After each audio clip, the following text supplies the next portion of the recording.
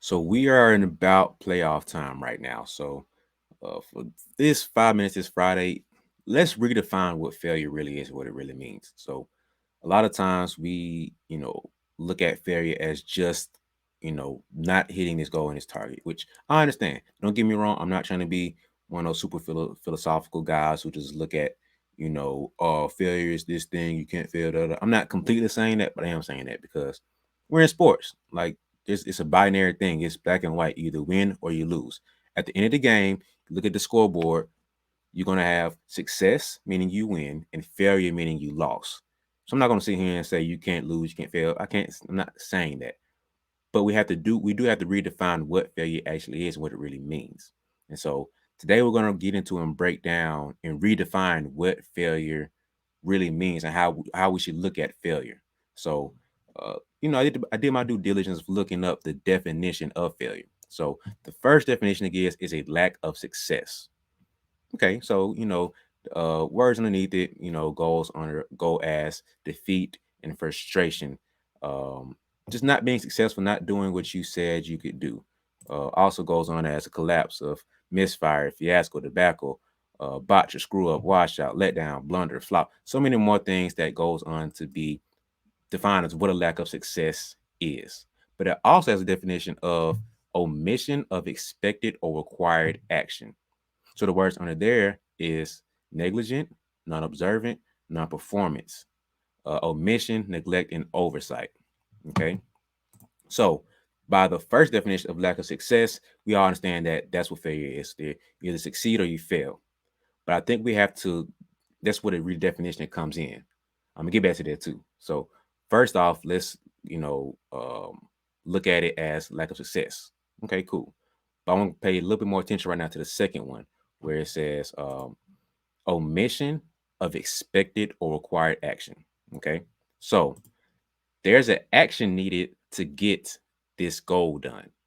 There's an action required to become great and do what greatness requires to become a winner. And a lot of times, that to me is what we really need to define what failure is. So I remember this quote from Nipsey and basically being like, I only did the stuff that I was needed to do to get to where I wanted to get to. I went through all the emotions, everything, the ups and downs, the highs and lows, wanted to quit, wanted to redirect or whatever. I didn't stop and give up. He finally got there because he didn't quit. So failure is not just not getting there. The failure is actually quitting. So by the second definition, saying that the omission of expected or required action, if you did everything required to do, you can't really fail. You know what I mean? Like Kobe said, his goal was to get 6 rings or 7 rings. He didn't get there, so of course, looking black and white, he failed, a lack of success. But he did everything required. He did all the nutrition. He worked out. He trained. He did extra work. The mental game, physical. He did everything possible, all the required steps to get to what he needed to get to. At the end of the day, he just couldn't go back to the first definition. He had lack of success, so he quote unquote failed. But he did everything right and according to the rule book and his thought process and everything. He did what was required to get to his goal. So did he really fail?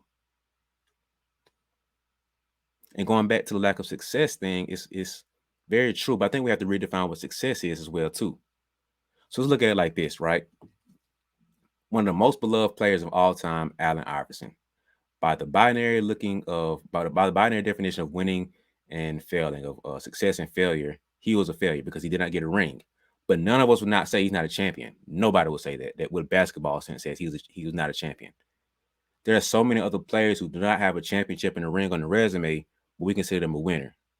So at the end of the day, we have to redefine what success and failure is. But right now, I'm really focusing on the failure part because everybody feels like they're not this thing right here, so they're a failure.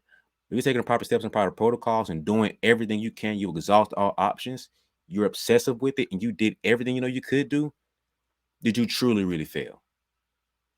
Did you really not get the goal of what you wanted to get to? Yes, of course, there are pinnacles that you plan to reach and plateaus and benchmarking goals you want to have. But did you really fail if you did everything you feel like you could do?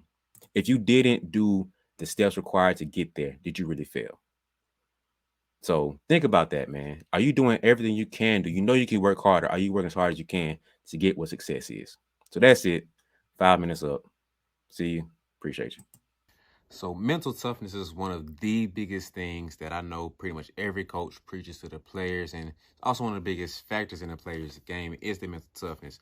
So, I know that a lot of coaches wish their players would be mentally tougher, and they struggle with teaching them and understanding, what mental toughness is to apply it to the game. So, to help you guys out, I wrote a whole ebook breaking down what mental toughness is, different factors that make up what mental toughness is, and different ways that you can apply it to your life and your game, because it's a good blend of the player and the person, of how both sides of you can grow in your mental toughness. So I broke it down in the ebook, the Mental Toughness Playbook. The whole ebook is about 50 pages, a little less than 50 pages, easy to read, a simple breakdown of what mental toughness is, different factors and different areas in it that impact your mental toughness, and how you can grow and develop in there.